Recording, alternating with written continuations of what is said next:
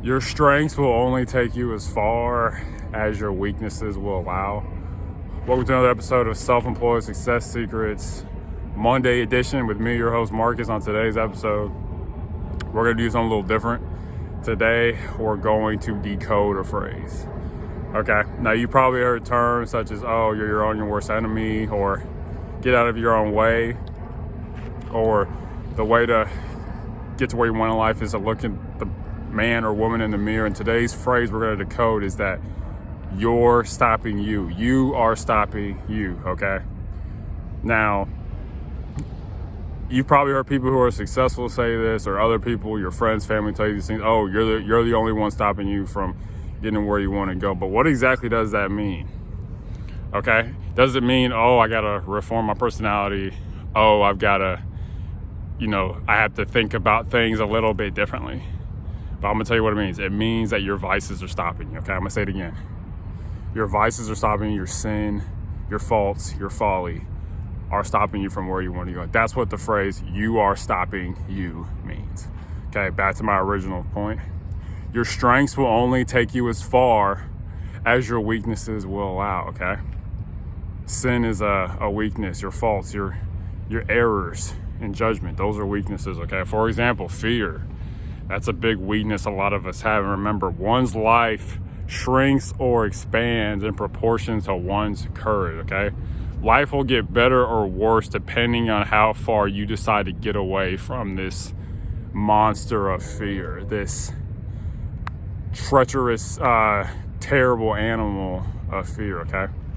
Because remember the 4 cardinal virtues: courage, justice, temperance, and prudence. If you live these things, you will see your life get happier. You will see more money in your bank account. And you're just living more fulfilling, not fulfilling full, a fulfilling, meaningful life. Like Ben Franklin said, virtue secures wealth, okay? How does virtue secure? Let's use the 4 cardinal virtues, okay? And we're talking about being self-employed. Okay, let's say you have a sailing company. It's your company. You're self-employed, right? You sail people along the seas. Or you have let's say you have a software business, whatever the case may be. You're self-employed, right? Courage, okay? You take courage to start the business, okay? Why start a business? Going to lead more money? It leads more opportunities, okay? You're not bound by time. You're not bound by money, all right? Remember, trade ideas for money, okay? That means you're not bound by time. You could do something. Let's say you build, like, houses, right? And some people, like, other contractors will charge per hour. You could be like, we charge $5,000 a house. Well, that takes me a day, or it takes me 200 days, okay? That's what I mean by trade ideas for money, okay? But let's go back to the virtues. Courage. Took courage to start a business, all right? One's life shrinks or expands in proportion to one's courage, all right?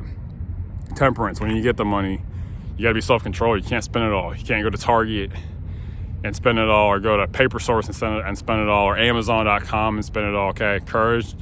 That's temperance, right? Justice. You got to give people their rightful due, okay? You got to give yourself rightful due. You got to do rightful due to the people, because if you don't give rightful due to the people that pay you, they're going to stop paying you, okay? Justice, all right? Courage, justice, temperance, and then prudence. You got to be wise. Remember when I talked about investing? Don't wait to invest and then wait, okay? Courage, justice, temperance, and prudence. These are just a few things you can think about, a few virtues that are going to help you to go up in life. Because remember, you're going to be successful. You got to be full of success. You got to be full of virtues, not vices, okay? Another vice that holds us back. Because remember, our strengths will only take us as far as our weaknesses will allow. You ever knew someone or heard about somebody that, oh man, they would be so fantastic if only they weren't an alcoholic, or if only, they weren't lazy, or if only they didn't have, this blockage in their life would be a lot better. It's funny how one thing can sink your ship, but you need 100 to make your ship go. It's very interesting how it works like that. Kind of the whole, like, you put one apple into a batch of bad apples, that it'll turn the good apple bad. It won't, but you can't do the opposite way. You can't put a bad apple in a bunch of good apples and turn the bad apple good. I don't know why it's like that. It just is. Okay, another vice I see a lot of us are gripped by is, just a joke, calm down, is pride, Pride is an overinflated sense of self. You think you're much bigger than what you are. I think a lot of us we suffer by it, especially, myself. I've seen this in myself. And I think that, remember, humility keeps you hungry. And just keeping these things in mind is that, hey, If we're gonna succeed, if we're gonna have a good life, we gotta be virtuous, we gotta be good, okay? Virtue leads to happiness and it leads to wealth, all right? It leads to everything you want. Being good, caring about people.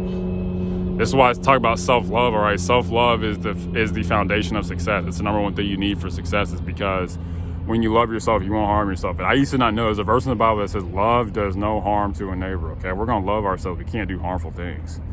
These vices are harming us, okay? Whether it's, I don't know, you could be alcoholic, you could be addicted to drugs, These are things that are holding you back from the life you say you want, all right? But you can get, you just gotta kill these vices.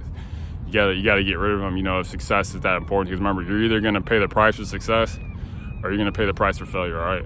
Most of us say we want success, but most of us don't get success. That means there's some cognitive dissonance going on. If you're saying, oh, I want this thing, but you can't live it. Whole world is suffering through cognitive dissonance. So if you don't know what cognitive dissonance is, look it up. It's always getting smarter. But lastly, just think to yourself, what vices are holding me back from the life I want? Do you underestimate yourself? That's a vice. You have low self-esteem. Remember, low self-esteem is the problem behind all problems. All right, lack of anything can be tied to low self-esteem. Just think to yourself today on this Monday, as you begin the work week, how can I get better? What vices do I have? Okay, good way to see your vices is for other people to tell you, okay? Thank you so much. Lastly, as always, unsuccessful people that make decisions based on their current situations. Successful people, you make decisions based on where they want to be. Make decisions based on where you want to be. Go out there and win. Thank you so much. Bye.